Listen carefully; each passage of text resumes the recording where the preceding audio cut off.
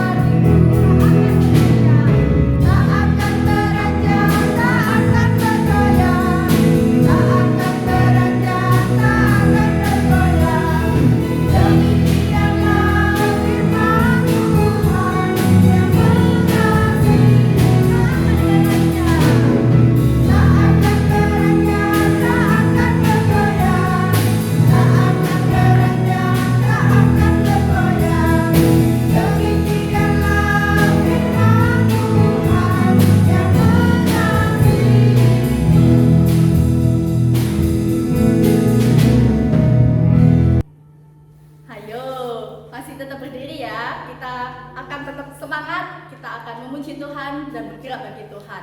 Kita akan pujikan jangan lelah bekerja di ladangnya Tuhan.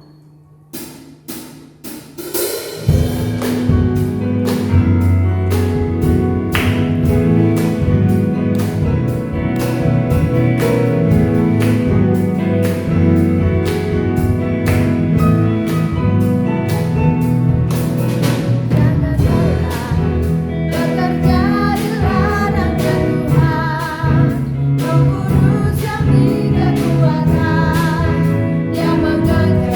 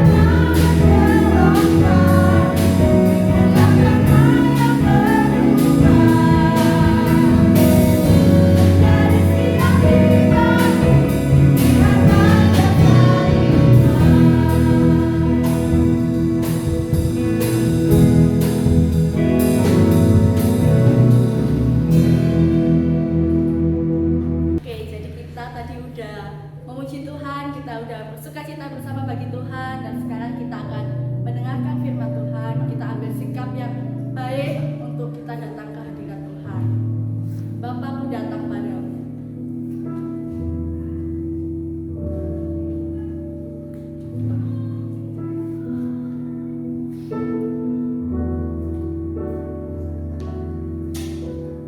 Bapakku datang padamu,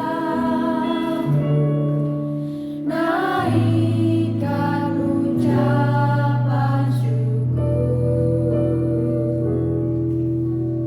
atas kasih anugerah-Mu yang indah setiap hari. Bapakku datang padamu.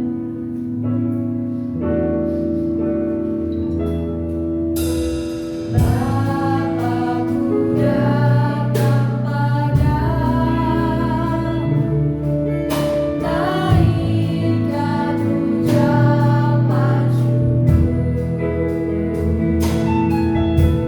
atas kasih anugerah-Mu yang indah setiap pagi-hari,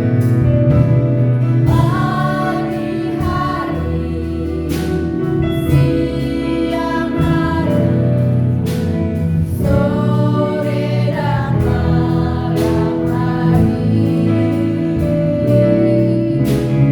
tak mengucap syukur atas Bapakku datang padamu, naikkan ucapan syukur atas kasih anugerah-Mu yang indah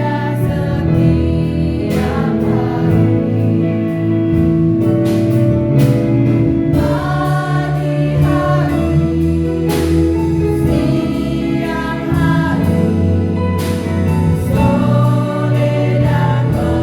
hari, sore dan malam hari, tak hentinya mengucap syukur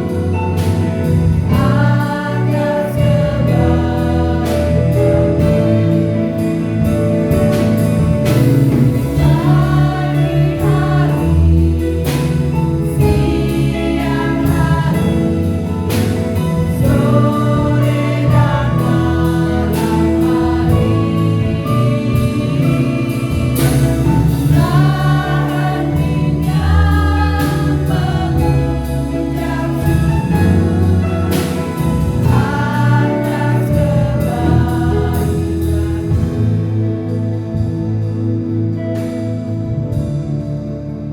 Mari semuanya sikap yang baik, kita akan berdoa kepada Tuhan.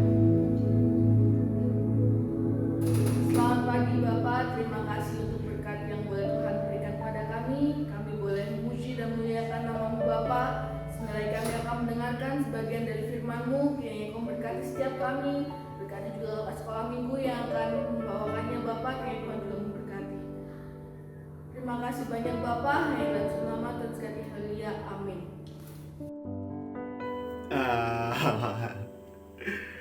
Gimana? Udah seneng selesai memuji Tuhan bareng-bareng sama kakak-kakaknya? Udah semangat ya? Ya, jadi sekarang kakak mau cerita nih. Ceritanya tentang Tuhan Yesus dicobai di padang gurun. Jadi ayatnya ada di Matius 4 ayat 1 sampai ayat yang ke-11. Ya. Di Matius 4 ayat 1 sampai ayat 11. Oke, sudah ketemu semua? Nanti bisa dibaca sendiri-sendiri ya. Jadi sekarang kakak mau cerita terlebih dahulu.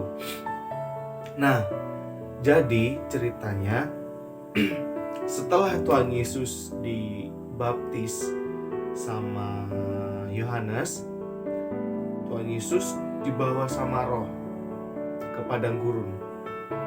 Itu.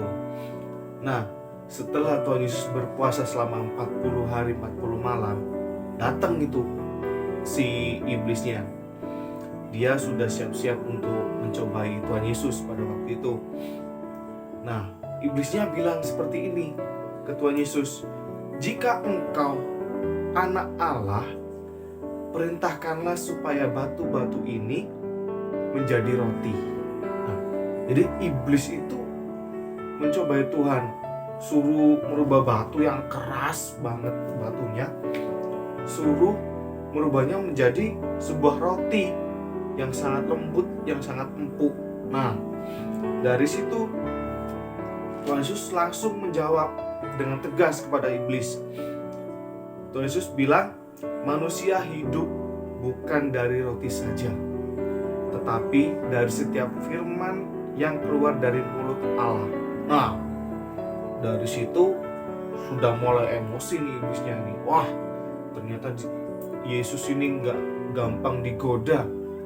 Nah, setelah itu iblis punya ide lagi untuk mencobai Tuhan.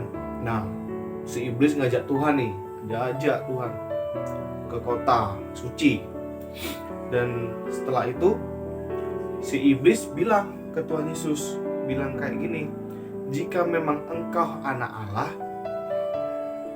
jatuhkanlah dirimu ke bawah, sebab ada tertulis, mengenai engkau ia akan memerintahkan malaikat-malaikatnya, dan mereka akan menatang engkau di atas tangannya supaya kaki-kakimu jangan terantuk kepada batu." Nah, jadi iblisnya nyuruh Tuhan Yesus buat jatuh ke bawah gitu loh. Kalau memang kamu, iblisnya gini, kalau memang kamu adalah seorang Mesias, gak mungkin dong kamu bisa mati. Soalnya kan ada malaikat-malaikat yang bakal nangkep kamu. Nah, itu yang ingin dibuktikan sama iblis gitu. Cuman, tahu nggak? Tuhan Yesus bilang seperti ini, "Ada pula tertulis, janganlah engkau mencobai Tuhan Allahmu." Nah, di Alkitab ada tanda serunya. Nah, kenapa ada tanda serunya? Berarti Tuhan Yesus benar-benar tegas. Iblisnya itu benar-benar dibentak sama Tuhan. "Kamu itu cuman iblis. Kamu tuh jangan sekali-sekali mencobai Tuhan Allahmu." Gitu. Nah, tapi iblis gak mau berhenti berusaha. Dia tetap terus untuk menggoda Tuhan. Soalnya iblis tahu pada saat itu Tuhan Yesus ada di titik yang lemah. Karena apa? Yang pertama, Tuhan Yesus tidak makan, tidak minum. Tuhan Yesus sudah berpuasa selama 40 hari 40 malam. Kebayang kan? Kalau puasa 40 hari 40 malam seperti apa laparnya, hausnya. Apalagi ke padang gurun juga. Nah, lalu setelah itu iblis membawa Tuhan ini ke gunung yang benar-benar tinggi gitu. Setelah itu si iblis ini bilang kepada Tuhan seperti ini, "Semua itu akan kuberikan kepadamu jika engkau sujud menyembahku." Nah, itu iblisnya bilang kayak gitu kepada Tuhan Yesus. Jadi iblisnya bilang, "Kalau kamu mau menyembahku, semuanya akan kuberikan kepadamu. Dunia dan segala isi-isinya yang yang sifatnya duniawi, sama iblis bakal diberikan semuanya kepada Tuhan kalau memang Tuhan Yesus mau menyembah si iblis itu." Cuman apa yang dikatakan sama Tuhan Yesus ke iblis ini? "Enyahlah iblis, sebab ada tertulis, engkau harus menyembah Tuhan Allahmu, dan hanya kepada Dia saja engkau berbakti." Nah, setelah itu iblisnya pergi dan malaikat-malaikatnya datang untuk melayani Tuhan Yesus. Nah, jadi setelah iblis bilang seperti itu sama Tuhan Yesus, benar-benar dibentak. Tuhan Yesus benar-benar marah itu, diusir si iblis. Enyahlah kamu iblis, pergi kamu. Sudah ada tertulis, kamu harus menyembah Tuhan. Nah, kan? Karena hanya kepada Dialah saja engkau berbakti. Jadi adik-adik sekalian, tidak boleh menyembah Tuhan lain. Tidak ada namanya Tuhan lain di hidup kalian. Hanya ada satu Tuhan. Siapa? Tuhan Yesus, ya. Itu. Dan pesan yang dapat kita ambil dari ceritanya Tuhan Yesus pada waktu Tuhan Yesus dicobai di padang gurun ini, yang pertama, sabar. Jadi setiap adik-adik menjalankan sesuatu, melakukan sesuatu, adik-adik harus sabar. Nggak boleh dengan perasaan emosi atau seperti apa. Kalian harus sabar menghadapi setiap masalah itu, harus dihadapi satu demi satu sampai selesai. Nah, itu. Kemudian yang kedua, kalian harus mengandalkan Tuhan, tidak boleh mengandalkan yang lain. Yang pertama harus mengandalkan Tuhan. Setelah itu kalian harus berusaha semampu mungkin, sekuat mungkin, sebisa mungkin. Ya. Jadi setelah berdoa kepada Tuhan, mengandalkan Tuhan, kalian berusaha. Nah, itulah nanti yang akan menjadi kunci kesuksesan adik-adik sekalian gitu.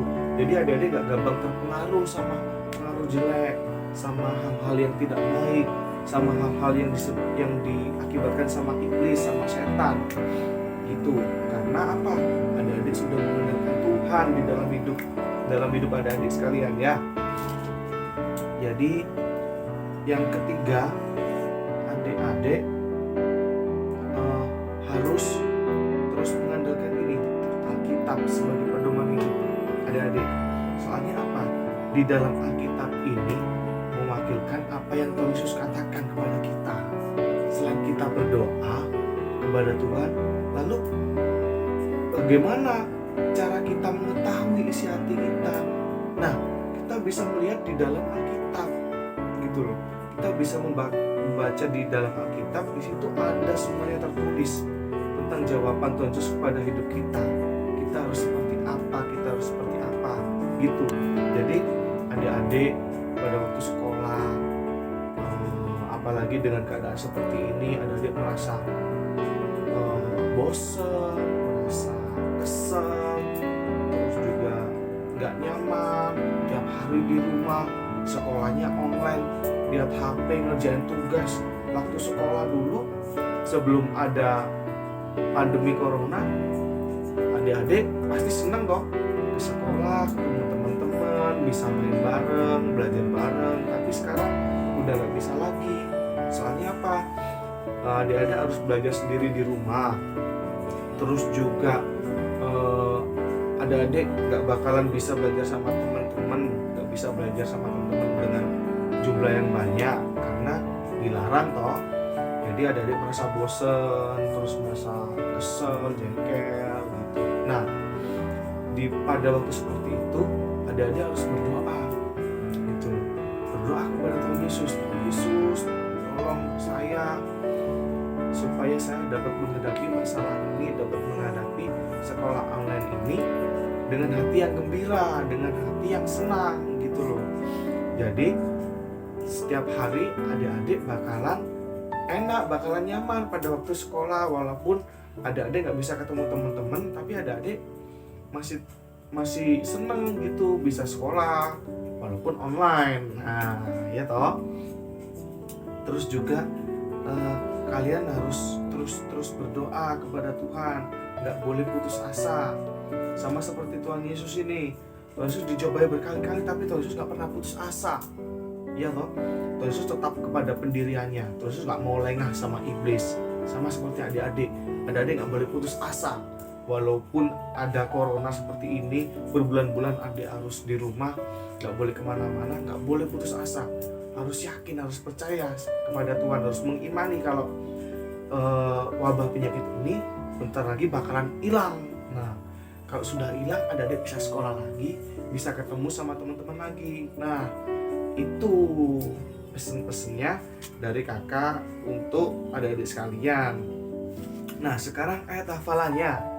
Ayat hafalannya ada di Matius 4 ayat 10b. Bunyinya seperti ini. Engkau harus menyembah Tuhan Allahmu dan hanya kepada Dia sajalah engkau berbakti. Nah, itu ya ayat hafalannya dari Matius 4 ayat 10b.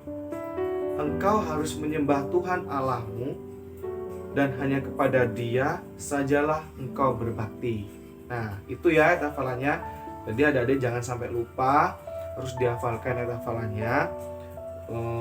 Nanti minggu depan dikumpulkan kepada kita, kepada kami guru-guru Hosana Kids. Nanti siapa yang mengumpulkan nanti bakalan dapat hadiah.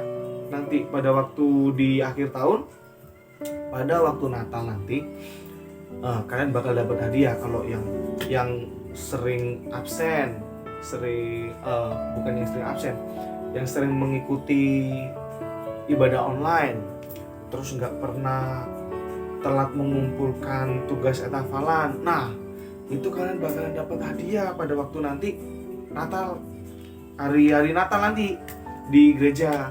Nah, makanya adik-adik jangan lupa untuk menghafalkan ya. Dan harus dihafalkan benar-benar gitu, dengan sepenuh hati. Jadi nggak boleh salah-salah ngafalin. Cuma engkau harus menyembah Tuhan Allahmu. Nah, nggak boleh kayak gitu. Harus tegas, harus semangat kalau menghafalkan hafalan, oke? Nah, sekian dulu firman Tuhan yang kakak sampaikan pada hari ini ya. Kiranya firman Tuhan yang telah kakak sampaikan ini dapat menjadi pelita dalam kehidupan adik-adik sehari-hari. Sampai jumpa minggu depan. Tuhan Yesus memberkati. Teman, kita sudah mendengarkan firman Tuhan kan? Sekarang waktunya kita berdoa ya. Mari kita semuanya lipat tangan, tutup mata, dan kita satu dalam doa. Tuhan Yesus, terima kasih atas hari ini, terima kasih atas berkat-Mu, dan terima kasih atas firman Tuhan yang sudah kami dengar. Kiranya apa yang kami dengar bisa berguna bagi kehidupan kami untuk selanjutnya ya Tuhan. Terima kasih Tuhan, di dalam nama Tuhan kami, Yesus Kristus, kami sudah mengucap syukur dan berdoa. Haleluya, amin. Halo adik-adik, sekarang waktunya memberikan persembahan ya. Caranya, masukkan ke dalam amplop yang di luarnya dituliskan dengan tulisan Hosana Kids. Setelah itu, minta tolong mama, papa, atau kakak untuk membantu membawanya ke gereja dan dimasukkan ke dalam kotak persembahan. Sekali lagi, jangan lupa untuk menulis tulisan Hosana Kids di amplopnya. Tuhan Yesus memberkati.